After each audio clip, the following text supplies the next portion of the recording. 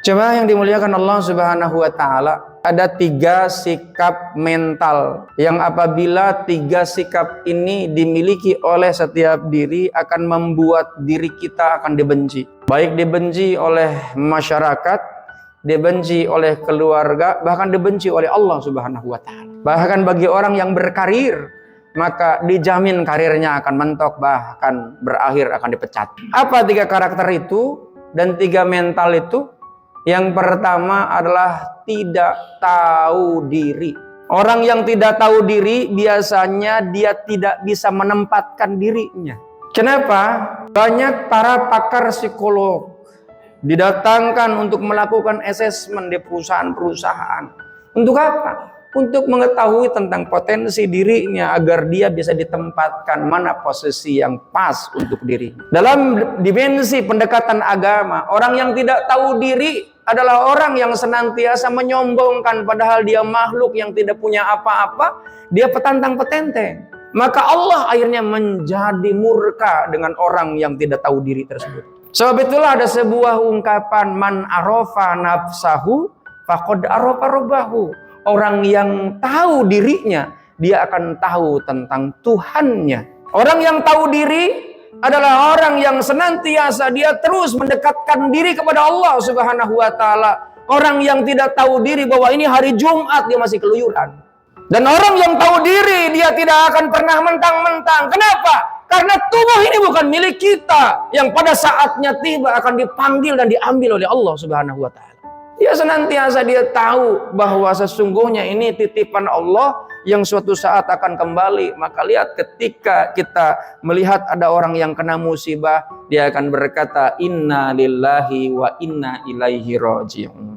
Yang kedua, karakter dan sifat yang tidak boleh kita lakukan adalah orang yang tidak punya malu. Dalam konsep ajaran Islam, al-haya'u minal iman. Dan bahkan Sayyidina Umar ibn al-Khattab menyampaikan bahwa malu dan iman ini adalah satu kesatuan yang tidak bisa dipisahkan. Ketika ada satu yang hilang, maka akan hilang semuanya. Di era seperti saat ini orang tidak ada malu-malunya. Bahkan dia di masjid joget-joget dengan menggunakan media sosial. Atas nama dia mengupdate tentang kondisi.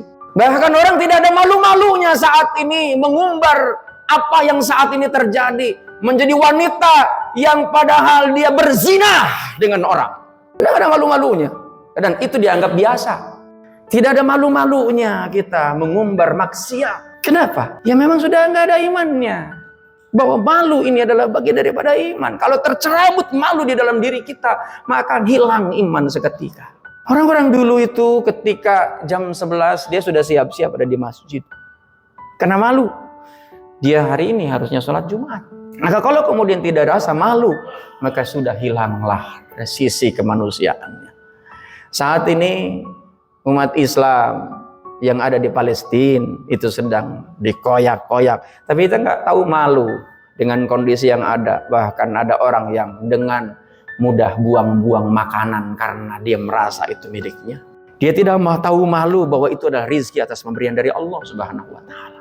Yang ketiga, bahwa karakter yang tidak boleh kita miliki. Ya, yang pertama tidak tahu diri, yang kedua tidak tahu malu, yang ketiga tidak tahu terima kasih.